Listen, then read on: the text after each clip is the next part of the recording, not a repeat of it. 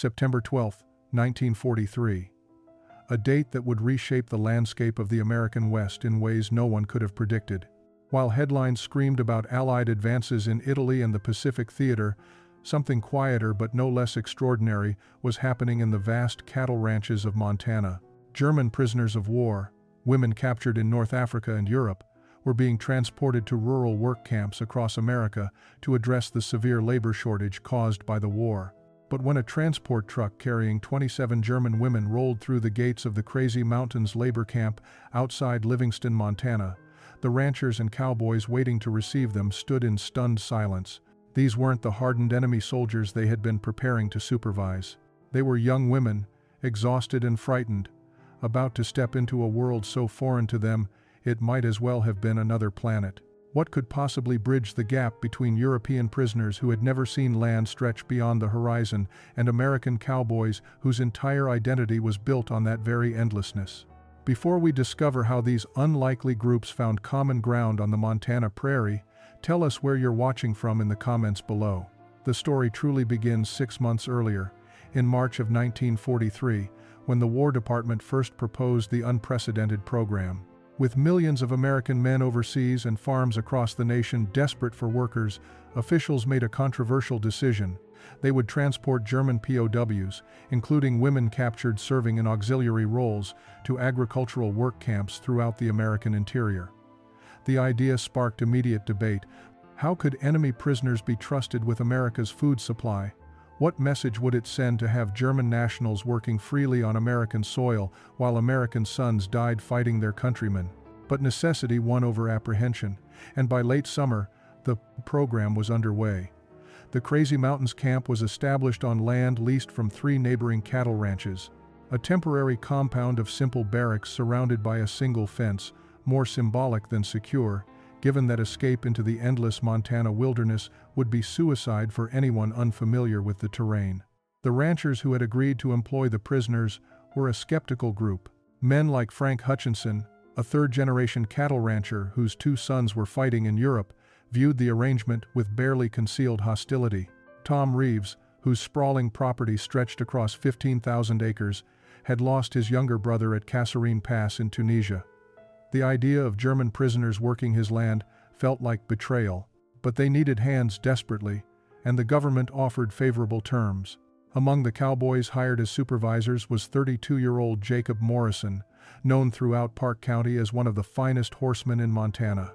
Jake had been rejected for military service due to a childhood injury that left him with a pronounced limp, a source of shame he carried quietly. He approached the assignment with cautious curiosity rather than anger, wondering what these German women would make of life under the big sky. The transport truck kicked up a cloud of dust visible for miles across the flat prairie as it approached the camp on that September afternoon. Jake Morrison stood with his hat pulled low against the sun, watching the vehicle grow larger against the endless blue sky. Beside him, Frank Hutchinson shifted his weight impatiently, arms crossed over his chest. A handful of other ranch hands and supervisors waited in uncomfortable silence, unsure what to expect. When the truck finally stopped and the canvas flap at the back was pulled aside, what emerged defied every expectation. The German women climbed down one by one, blinking against the brilliant Montana sunlight. They wore a mixture of faded auxiliary uniforms and civilian clothes, all showing signs of long travel. Their faces carried exhaustion that went deeper than physical fatigue. These were women who had crossed an ocean as prisoners, traveled by rail across a continent, and now found themselves in a landscape so vast it seemed to swallow the sky itself. Among them was 24-year-old Greta Schiller, a former communications officer from Berlin who had been captured in Tunisia. She had spent months in a holding facility in New York before this transfer, and nothing in that experience had prepared her for Montana. As she stepped down from the truck, her eyes went wide. The land stretched in every direction without interruption, mountains rising in the distance like sleeping giants. She had never seen so much space, so much emptiness. It made her feel simultaneously free and terrifyingly exposed. Beside her, 19-year-old Liesl Hoffman clutched a small bundle containing her only possessions. Liesl had grown up in Hamburg, where buildings pressed close together and streets were narrow corridors between stone walls. This openness felt unnatural, almost threatening. She whispered to Greta in German, "Where does it end?" Greta had no answer. The camp commandant, Major William Carter, stepped forward to address the new arrivals. He was a career military man in his 50s, too old for combat duty but experienced enough to handle the complex politics of a POW labor camp. His voice carried across the dusty yard as he explained the basic rules. The women would work 6 days per week on the surrounding ranches. They would be paid a small wage in camp scrip, given adequate food and shelter, and treated according to Geneva Convention standards. Escape would be pointless and dangerous. Cooperation would make their time here tolerable. As Major Carter spoke, Jake Morrison studied the women's faces. He saw fear there, certainly, but also something else. Resignation, perhaps, or a kind of numb acceptance that their lives had become something beyond their control. One woman in particular caught his attention. She stood slightly apart from the others, her posture straight despite obvious exhaustion. She had blonde hair pulled back severely and sharp features that might have been beautiful, if not marked by such weariness. Her eyes moved constantly, taking in everything, calculating and assessing. This was 26-year-old Anneliese Volker, who had served as a supply coordinator for the Wehrmacht before her capture. Unlike many of her companions, Anneliese had some understanding of where they were. She had studied maps during the long journey west, trying to comprehend the scale of America. But studying maps and standing in the actual landscape were entirely different experiences. The vastness unsettled her in ways she couldn't articulate. The first full day of work began before dawn. The women were roused from their barracks while stars still filled the sky, given a breakfast of coffee and oatmeal, then loaded into trucks that would take them to the various ranches. The September air carried a chill that promised winter wasn't far behind. Greta found herself assigned to the Hutchinson Ranch along with 5 other women. Frank Hutchinson met them at his gate with barely concealed irritation. His weathered face set in hard lines. He gestured toward a massive field where hay bales needed to be loaded onto wagons, explained the task in terse English, then walked away without checking if they understood. The women looked at each other uncertainly before setting to work. The bales were heavier than they appeared, and the Montana sun, gentle in the early morning, became punishing by midday. Greta's hands, accustomed to radio equipment and paperwork, blistered within the first hour, but she didn't complain. None of them did. Complaining would only confirm whatever negative assumptions their captors already held. At the Reeves Ranch, Liesel and 4 others were put to work mending fence lines that stretched for miles across rolling hills. Tom Reeves watched them from horseback, his expression unreadable behind sunglasses. He said little, communicating mostly through gestures and the occasional barked command. Liesel found the work monotonous but oddly meditative. The repetitive motion of twisting wire, the vast silence broken only by wind and the occasional call of a hawk overhead, it created a strange peace she hadn't expected. Anneliese was assigned to Jake Morrison's crew at a smaller ranch owned by a widow named Martha Collins. Martha was in her 60s, her husband having died 3 years earlier, leaving her with more land than she could manage alone. Jake had been helping her keep the operation running, and now he had 3 German prisoners added to his workforce. He approached the situation differently than the other ranchers. When he saw Anneliese and her 2 companions, Hilda and Margareta, standing uncertainly by the barn, he didn't bark orders. Instead, he walked over slowly, his limp more pronounced in the early morning stiffness, and spoke in a measured tone. "Morning, ladies. I know you probably don't speak much English, but we'll figure it out. Today we're moving cattle from the south pasture to better grazing." "Ever worked with cows before?" The women stared at him blankly. Anneliese understood some English but wasn't confident enough to respond. Jake smiled slightly, not unkindly, and gestured for them to follow. Actions would teach better than words. He led them to where a dozen horses stood in a corral, their breath creating small clouds in the cool air. The sight of the animals made Hilda gasp audibly. She had grown up in Munich and had never been this close to a horse. They seemed impossibly large, powerful creatures that could crush her without effort. Jake noticed her fear and approached one of the gentler mares, a dappled gray named Rosie. He ran his hand along the horse's neck, speaking softly, demonstrating that these animals responded to calm confidence rather than force. Then he did something unexpected. He took Annalise's hand, still rough from weeks of labor in the New York facility, and placed it against Rosie's warm shoulder. The horse's skin twitched slightly, but she didn't move. Annalise felt the animal's heat, its breathing, the solid realness of this creature. Something shifted in that moment. This wasn't theoretical war or political ideology. This was simply life, immediate and demanding. By the end of the first week, the German women had begun to understand the rhythm of ranch life. It was a language spoken not in words but in actions, in the movement of animals and the changing light across endless grassland. The work was brutal for women unaccustomed to such physical demands, but it was also strangely honest. There were no politics here, no ideologies to navigate, just cattle that needed moving, fences that needed mending, and land that required constant attention. Greta discovered muscles she never knew existed. Her back ached from lifting hay bales, her shoulders burned from hours of repetitive motion, and her hands had developed calluses that would have horrified her former self. Yet there was satisfaction in the exhaustion. At night, she fell into dreamless sleep, too tired for the nightmares that had plagued her in the holding facility. The work left no energy for dwelling on the past or worrying about an uncertain future. Liesel found unexpected beauty in the daily routine.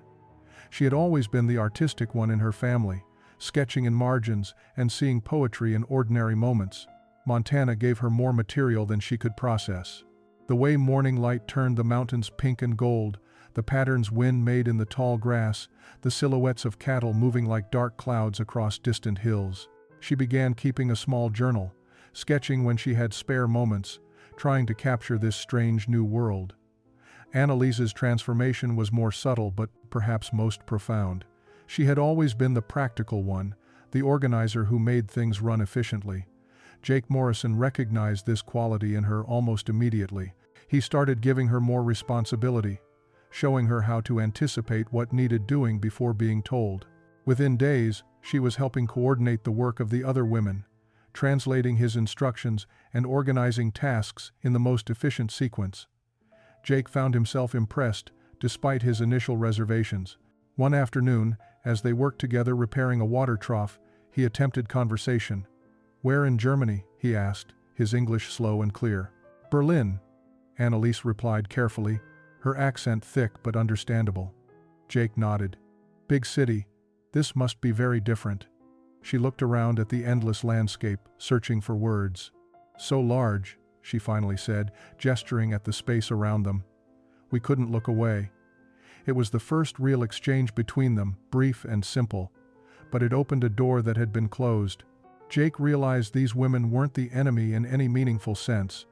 They were just people caught in circumstances beyond their control, trying to survive with whatever dignity they could maintain. That evening, as the women returned to camp, Greta noticed something had changed in how they moved. They walked with less hesitation, less fear. The landscape that had seemed threatening now felt merely vast. They were beginning to understand that Montana demanded respect but offered something in return: space to breathe, work that mattered, and the possibility of being seen as something other than enemy prisoners. October brought the first serious cold snap, and with it an unexpected shift in the daily routine. Martha Collins, the widow whose ranch employed Annalise's crew, made a decision that would ripple through the entire camp. She invited the 3 German women to eat lunch inside her farmhouse, rather than in the field. Jake Morrison looked surprised when Martha announced this, but he knew better than to argue with the old woman. She had her own sense of what was right, and it rarely aligned with conventional thinking. That first meal was awkward beyond description. The women sat stiffly at Martha's kitchen table, overwhelmed by the simple kindness of being treated as guests rather than prisoners. Martha served beef stew and fresh bread, pouring coffee without asking if they wanted any. She spoke to them as she would to anyone, seemingly unconcerned that they understood perhaps 1 word in 5. Annalise tried to express gratitude in her limited English. "Thank you, Mrs. Very kind." Martha waved off the thanks. "You work hard, you eat proper. That's how it works here." The warmth of the kitchen, the smell of home cooking, The simple act of sitting at a table like human beings rather than enemies, it cracked something open in all three women. Hilda began to cry quietly, tears running down her face as she ate. She was remembering her mother's kitchen in Munich, meals shared before the world fell apart. Within 2 weeks, other ranchers began following Martha's example. Frank Hutchinson remained resistant, but his wife Eleanor had other ideas. She started bringing hot soup to the fields at midday, serving the German women alongside the regular ranch hands. Tom Reeves allowed his housekeeper to set up a table in the barn where workers could eat together out of the wind. These small gestures of basic humanity changed the atmosphere entirely. Cowboys who had maintained cold distance began making small talk, teaching the women English words for various tools and animals. The women responded by working harder, taking initiative, showing they could be trusted with more responsibility. Jake noticed how Annalise's English improved rapidly through these daily interactions. She had a gift for languages, picking up not just words but the rhythm and tone of how Montana people spoke.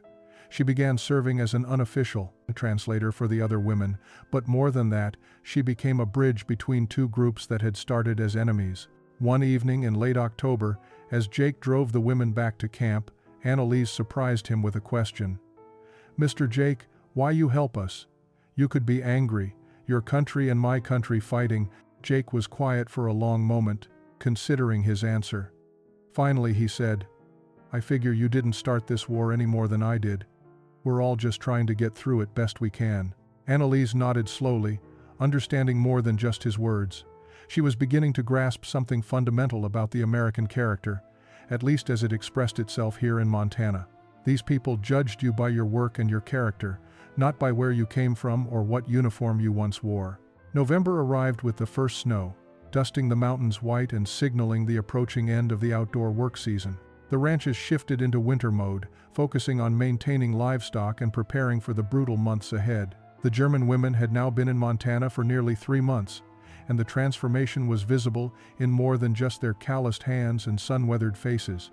They moved with confidence across terrain that had once terrified them. They understood the rhythms of ranch life, anticipated needs before being told, and had earned grudging respect from even the most skeptical cowboys.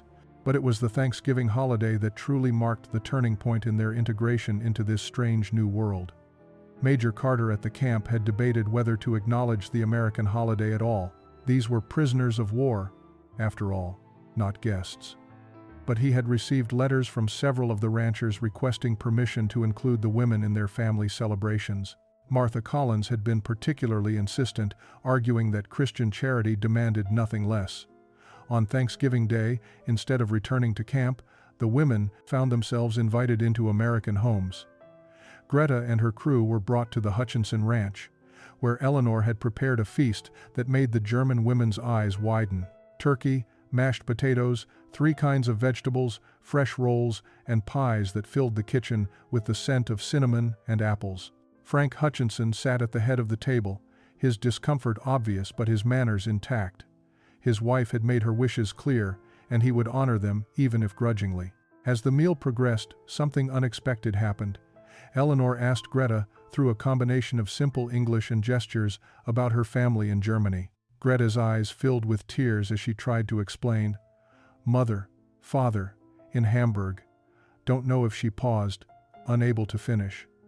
Eleanor reached across the table and squeezed her hand. "We'll pray they're safe." Frank looked away, his jaw tight. His own sons were somewhere in Europe, facing German soldiers. Yet here sat this German girl, crying for her family just as his own wife cried for their boys. The enemy had a face now, and it looked heartbreakingly human. At Martha's farmhouse, Annalise sat between Jake and Martha, struggling to follow the rapid conversation, but catching enough to understand the warmth. Martha's daughter had come from Billings with her 2 children, and the kids were fascinated by the German women, asking endless questions in the thoughtless curiosity of youth. Jake found himself translating, his own understanding of Annalise's limited English helping bridge the gap. He noticed how naturally she smiled at the children, how her whole face softened when the little girl showed her a doll. As the evening wound down and Jake prepared to drive the women back to camp, Martha pulled him aside. "That Annalise," she said quietly, "she's got good character. You can see it in how she works, how she treats people." Jake nodded, not trusting himself to say more. He had been thinking the same thing but hadn't wanted to acknowledge it, even to himself. December brought news that shattered the fragile peace the women had found in Montana. The Red Cross had finally managed to deliver letters from Germany, the first communication many of the women had received in over a year. The mail call at camp that cold evening was unlike anything Major Carter had witnessed in his military career. As names were called, some women rushed forward with desperate hope, while others hung back, afraid of what they might learn. Greta received a letter from her aunt in Bremen. Her hands shook as she read the brief message, written in August. Her parents were dead, killed in an Allied bombing raid on Hamburg in July of 1943. The family apartment was destroyed. Her younger sister was living with distant relatives in the countryside, but her aunt had no recent news of her whereabouts or condition. Greta read the letter 3 times before the words truly penetrated. Then she walked calmly to her bunk, lay down facing the wall, and didn't speak for 2 days. Liesel's news was equally devastating. Her entire neighborhood in Hamburg had been firebombed. Her mother and 2 younger brothers were presumed dead, though no bodies had been recovered. Her father, who had worked in a munitions factory, had been arrested after the July 20th plot against Hitler, though he had no connection to the conspirators. No one knew where he had been taken. Other women received no letters at all, which was somehow worse than bad news. At least the dead had certainty. The silence left only terrible imagination. Anneliese was among those who received nothing. She had written to her family's address in Berlin through the Red Cross months ago, but had heard nothing in return. The not knowing gnawed at her in ways physical hardship never had. The despair that settled over the camp was palpable. Women who had been learning English stopped trying. Those who had shown interest in their work went through motions, mechanically. The small shoots of hope that had been growing in Montana soil withered under the weight of grief and guilt. The ranchers noticed immediately. Martha Collins found Anneliese staring out across the frozen prairie, her face blank. "Child, what's wrong?" Martha asked gently. Anneliese struggled to find English words for the complex emotions churning inside her. "My family," she finally managed. "I don't know if they live. And my country, everything burning, everything destroyed." She turned to Martha with haunted eyes. "We did this. My country did terrible things, and now we pay. But my mother, my little brother, they did nothing. They just lived." Martha had no easy comfort to offer. She had heard the reports coming from Europe, the stories of concentration camps and atrocities. But she also saw the genuine anguish in this young woman's face. That evening, Martha did something unprecedented. She invited Anneliese to stay at the farmhouse rather than return to camp. Major Carter, when contacted, gave reluctant permission. One prisoner, closely supervised, seemed an acceptable risk. Jake Morrison was surprised to find Anneliese sitting at Martha's kitchen table when he arrived the next morning. Her eyes red from crying, but her composure mostly restored. Martha had stayed up half the night with her, letting her talk through her grief in a mixture of German and broken English, offering the simple ministry of presence. The blizzard hit on December 18th with a ferocity that shocked even longtime Montana residents. The temperature dropped to 20 below zero, and wind drove snow horizontally across the prairie, erasing all landmarks and turning the world into a whiteout. Jake had been helping Martha secure the barn when the storm descended with shocking speed. Within minutes, visibility dropped to mere feet. They managed to get the horses inside and the cattle moved to a sheltered draw, but 3 cows were missing, likely trapped somewhere in the south pasture. Jake knew that in these conditions, exposure meant death within hours. The animals needed to be found immediately. Anneliese had been staying at the farmhouse for the past week, helping Martha with indoor work, while the other women remained at camp. When Jake announced his intention to search for the missing cattle, she surprised both him and Martha by insisting on coming along. "You cannot go alone," she said firmly in her improving English. "Is too dangerous. 1 person falls, no one knows. 2 persons, more safe." Jake started to argue but recognized the logic. "Number fan." Martha tied scarves around both their faces and made them rope themselves together with 50 feet of line between them. "If you're not back in 2 hours, I'm sending for help," she warned. The world outside was chaos. Snow stung any exposed skin like needles, and the wind howled with a sound that seemed almost alive. Jake led them toward where he thought the south pasture lay, relying more on instinct than sight. Annalise followed, keeping the rope taut between them, her body bent against the wind. They found the first cow dead, already half buried in a drift. The second was sheltered behind a rock outcropping, still alive but weakening. Jake managed to get her moving back toward the barn, with Annalise pushing from behind. The work was exhausting, every step a battle against wind and cold and drifting snow. Then disaster struck. Jake's bad leg gave out on an icy patch, and he went down hard. Pain shot through his knee, and when he tried to stand, the leg wouldn't support his weight. He had twisted it badly, possibly worse. Through the howling wind, he shouted to Annalise, "Go back! Get help!" But Annalise had lived through Russian winters during her childhood years in East Prussia before her family moved to Berlin. She understood cold and what it could do to an injured person left alone. Instead of running for help, she made a decision. She got Jake's arm over her shoulder and half carried, half dragged him toward where she hoped the barn stood. The cow, sensing the direction of shelter, followed them. It took 40 minutes to cover what should have been a 10-minute walk. Annalise's strength was failing, her muscles screaming, frost forming on her eyelashes. But she kept moving, pulling Jake along, refusing to let either of them stop. When Martha's farmhouse finally emerged from the white chaos, it looked like salvation itself. They stumbled through the door, collapsing on the floor as Martha rushed to help them. Jake's leg was badly sprained, but not broken. Annalise had mild frostbite on her fingers. Both were hypothermic and exhausted. Jake spent 3 days recovering at Martha's farmhouse, his leg elevated and wrapped. The doctor from Livingston had made the dangerous trip out to examine him, confirming a severe sprain that would keep him off his feet for at least 2 weeks. During those days of forced inactivity, something shifted in the household dynamic. Annalise took over much of Jake's work, coordinating with the other ranch hands, making decisions about livestock management, and handling the daily operations with a competence that surprised everyone, including herself. Martha watched this transformation with quiet satisfaction. She had recognized something in Annalise from the beginning, a core of strength and capability that captivity had not diminished. Now that strength was being put to use in ways that served rather than destroyed. In the evenings, Jake and Annalise talked. At first, the conversations were simple, focused on ranch work and practical matters, but gradually they deepened. Jake asked about her life before the war, and Annalise found herself describing a Berlin that no longer existed. She had been studying economics at university when the war began, planning a career in banking or finance. Her father was a postal clerk, her mother a seamstress. They were ordinary people who believed the promises of national renewal and security. "When did you know it was wrong?" Jake asked one evening. The question was direct, even blunt, but Annalise appreciated his honesty. "Not at first," she admitted, her English becoming more fluid as emotions ran high. "We thought we defended our country. They told us Germany was threatened, that we only protected ourselves. But later, when we saw things, heard things," she paused, struggling with both language and memory.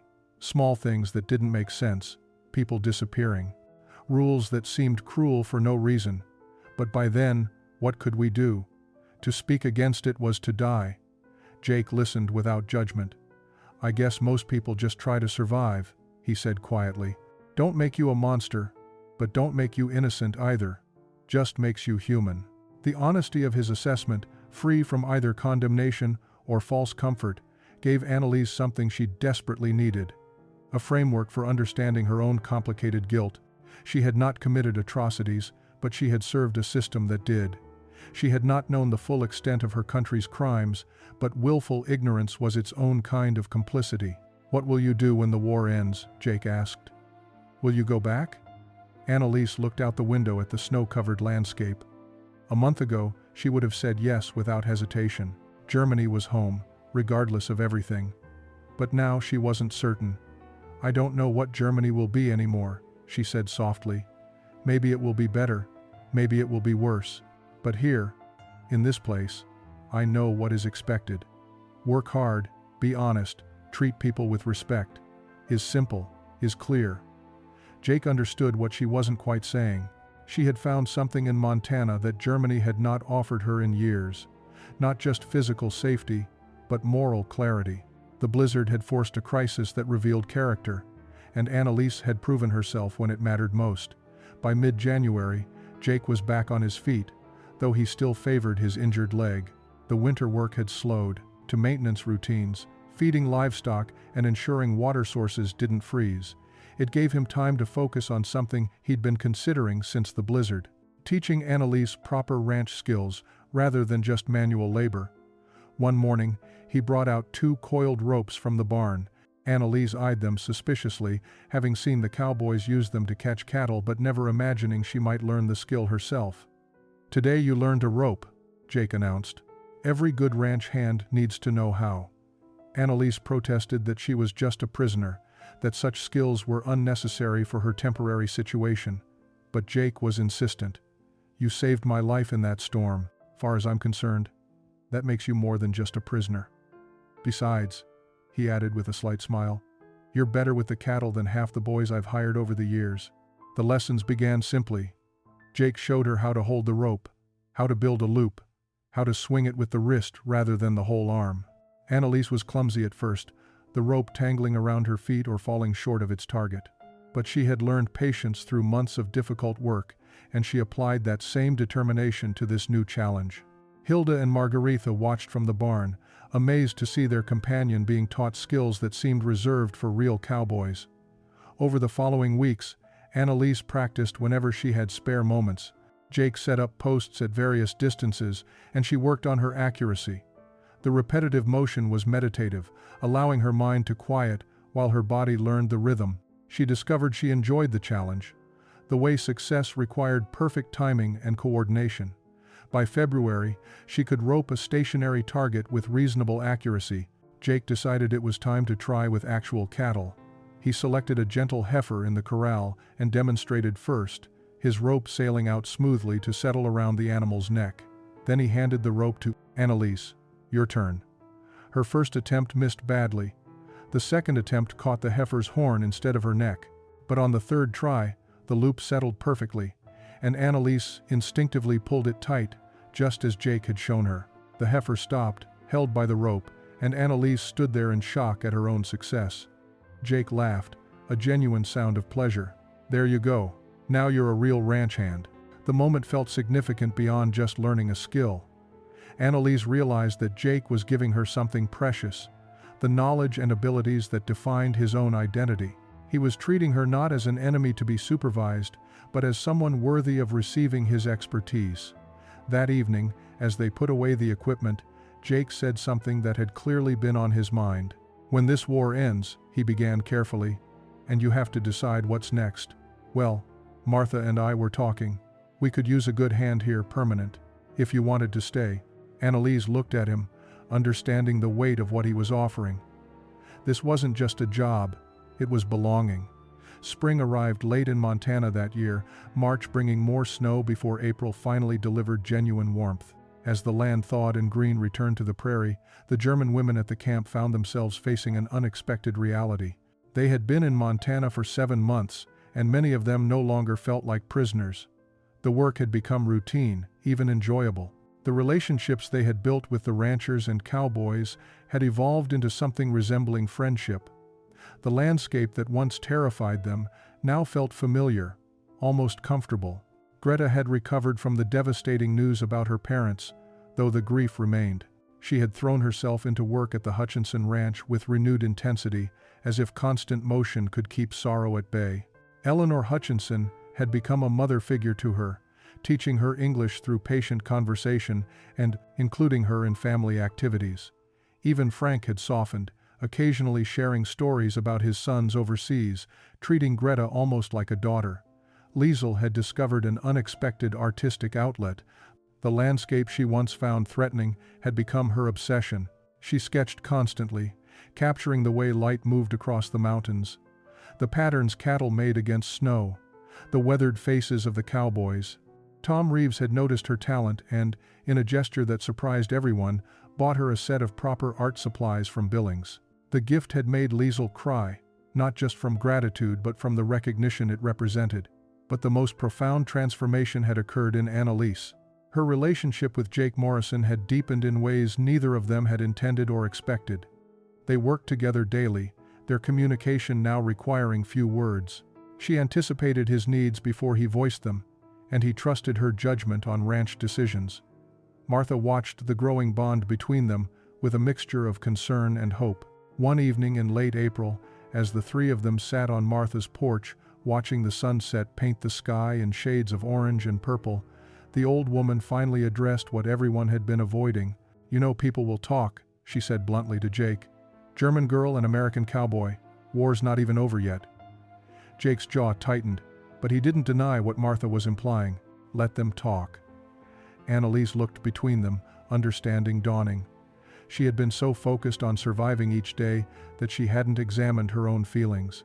But Martha's words forced recognition of what had been growing quietly between her and Jake. It was more than respect, more than friendship. It was something neither of them had planned but couldn't ignore. The complexity of their situation was staggering. She was technically still a prisoner of war. He was her supervisor. Her country and his were still fighting. Every social convention, every military regulation, every reasonable consideration argued against any relationship beyond professional courtesy. Yet something had been built between them that transcended all those barriers. "Is impossible," Annalise said softly, speaking the truth they all knew. "Maybe," Jake replied, "but that doesn't make it not real." The honesty hung in the air as darkness fell over the prairie, the first stars appearing in the vast Montana sky. May 8, 1945. Victory in Europe Day. The news reached the Montana camp by radio, crackling through the static with the announcement that Germany had surrendered unconditionally. The war in Europe was over. In towns across America, celebrations erupted immediately. Church bells rang, people flooded the streets, strangers embraced in shared joy. But at the Crazy Mountains labor camp, the atmosphere was complicated by emotions that defied simple categorization. The German women gathered in the main hall, listening to Major Carter explain what the surrender meant for them. Repatriation procedures would begin within weeks. They would be processed and returned to Germany as quickly as transportation could be arranged. After more than a year as prisoners of war, they were going home. But the announcement that should have brought relief instead brought confusion and fear. What home were they returning to? Germany existed only as a defeated occupied territory. Cities lay in ruins. The government that had sent them to war no longer existed. Families were scattered or dead. The country itself was being divided among the victorious powers. Annalise sat with Greta and Liesel, the three of them processing what they had just heard. Around them, other women wept, though whether from relief or despair was unclear. Relief that the killing had stopped, despair at what they would face upon return. "You will go back?" Liesel asked the others quietly in German. Greta was silent for a long moment. "My parents are dead. My sister is. Somewhere I can't find her. What am I going back to? Eleanor Hutchinson has already said I could stay with them, help on the ranch." She looked at her friends. "I think I want to stay." Liesel nodded slowly. "Herr Reeves spoke to me last week. He said when the war ended, if I wanted to stay and work, he would sponsor me. His wife wants me to teach art to their grandchildren. I have nothing in Hamburg anymore, nothing but ruins and memories." Both women turned to Annalise, who had been staring at her hands. The decision that faced her was more complicated than theirs. She had Jake to consider now, though neither of them had spoken openly about what existed between them. She also had family she hadn't heard from, a mother and brother who might still be alive in the Soviet-occupied zone. Annalise met their eyes. "I don't know," she admitted. "Part of me feels I should go back, try to find my family. But part of me fears what I'll find. And part of me," she hesitated, unwilling to voice the deepest truth, "part of me has found something here I never had in Germany." The next day, Major Carter called individual meetings with each prisoner to discuss their intentions. When Annalise entered his office, she found not just the major but also Jake Morrison, who had been summoned to speak on her behalf. The major's expression was carefully neutral. "Miss Volker, Mr. Morrison has submitted a formal request. He's asking that you be allowed to remain in the United States under a special visa provision for displaced persons. He's prepared to sponsor you, provide employment and housing, and take responsibility for your integration. The words hung in the air, official and formal, disguising the deeper implications. Annalise sat in Major Carter's office, feeling the weight of the decision pressing down on her. Jake stood near the window, his hat in his hands, trying to appear calm despite the tension in his shoulders. The Major had laid out the practical details. If she chose to stay, she would no longer be a prisoner of war, but a displaced person under American supervision. She would need a sponsor, employment verification, and a clear path to eventual citizenship. Jake had already arranged all of it through Martha Collins's ranch.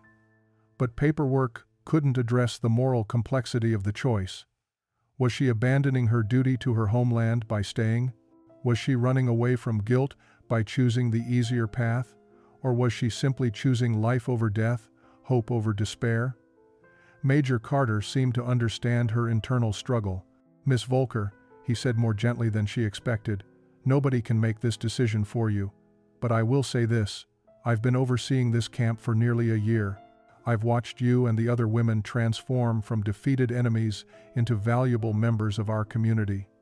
That transformation matters. It shows what's possible when people choose to be better than their circumstances." Annalise found her voice, speaking slowly in careful English. "My mother, my brother, I don't know if they are alive. If they are in Soviet zone. Very dangerous place now. If I go back, maybe I cannot find them. Maybe I cannot help them. Maybe I just become one more person who needs help." She looked at Jake, then back at the Major. "Here, I can work. I can build something. Maybe later, when things are more stable, I can search for my family. Maybe I can help them come here. Is this wrong? To choose this?" The Major shook his head.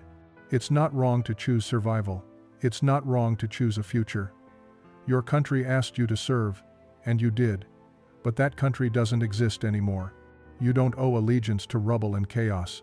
Jake finally spoke, his voice rough with emotion. "Annalise, I can't tell you what to do. This has to be your choice. But I want you to know that if you stay, you won't be alone. You'll have people here who care about what happens to you." He paused, then added quietly, "I care about what happens to you." The admission hung in the air, more significant than any formal declaration. Annalise felt tears building but held them back. She thought about her mother's face, her brother's laugh, the streets of Berlin before the war. Then she thought about the Montana sky, the honest work that filled her days, the community that had accepted her despite every reason not to. She thought about Jake's kindness, Martha's wisdom, the possibility of a life built on something other than ideology and hatred. "I will stay," she said finally, her voice steady despite the trembling in her hands.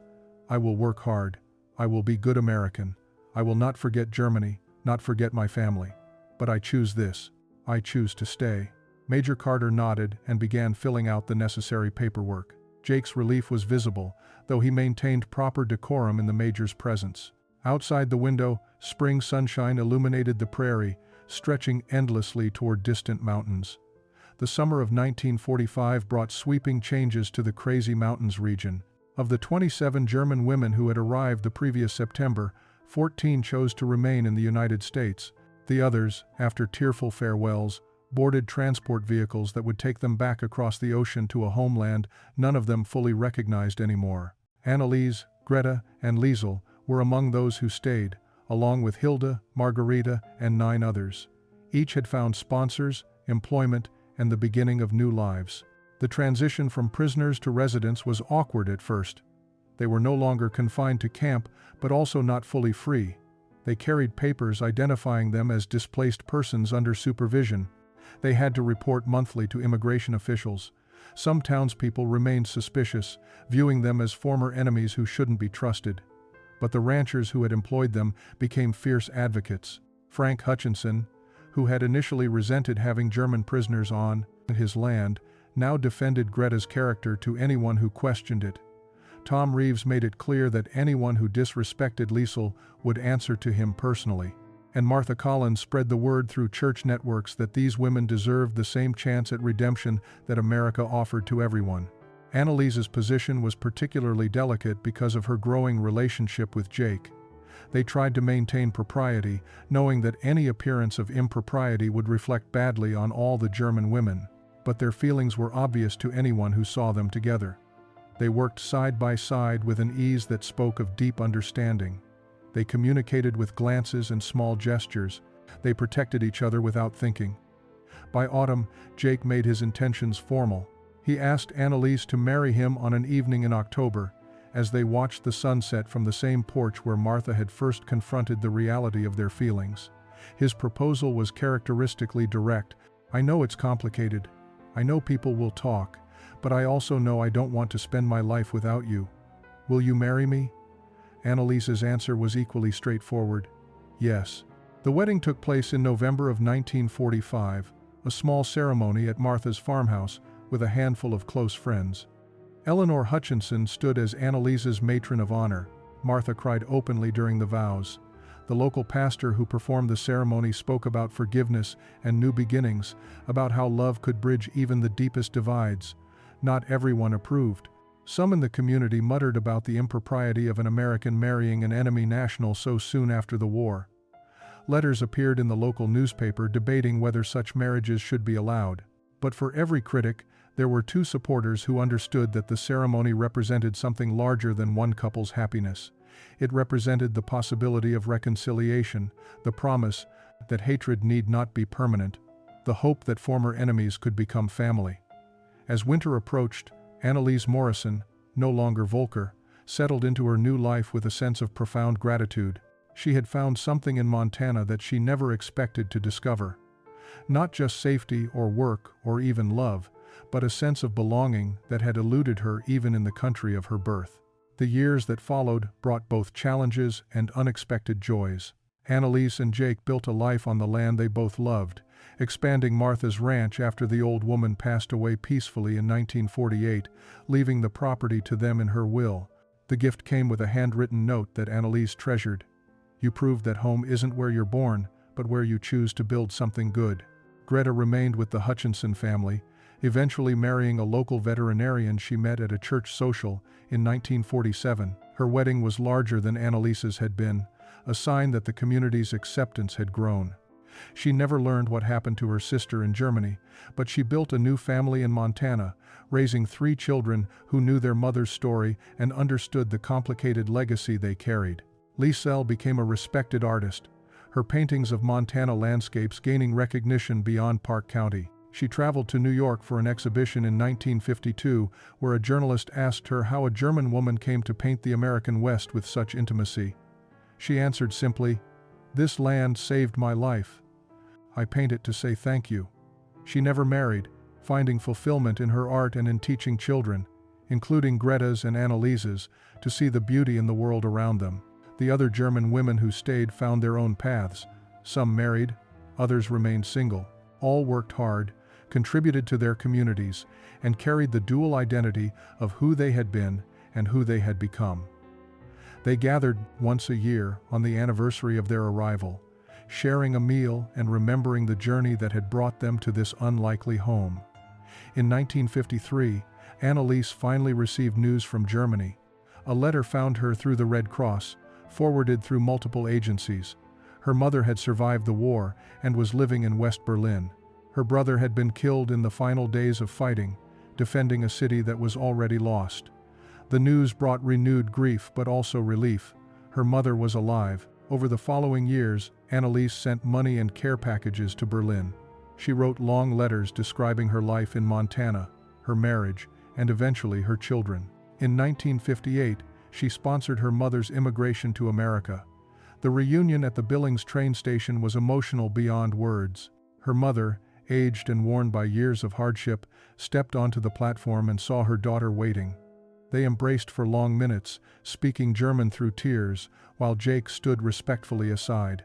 Later, her mother would tell her that seeing Annalise happy and settled had erased any regret about leaving Germany behind. "You found what we were all searching for," she said. "A place where you could be yourself without fear, where your work mattered, where kindness was not weakness." The ranch prospered over the decades.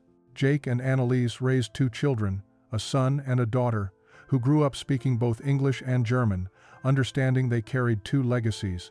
They learned to rope cattle and ride horses, but they also learned about their mother's journey and the complicated history that had brought their family into existence. 50 years after that September day when German prisoners first arrived at the Crazy Mountains labor camp, the survivors gathered for a final reunion. It was 1993, and age had taken its toll. Of the 14 women who had chosen to stay, only 8 remained alive. They met at what had been Martha Collins' ranch, now owned by Annalise and Jake's son, who had converted the old barn into a community center. The women, now in their 70s and 80s, embraced with the fierce affection of those who had shared something extraordinary. Greta was there, widowed but surrounded by grandchildren. Liesel came from Billings, where she still painted despite arthritis in her hands.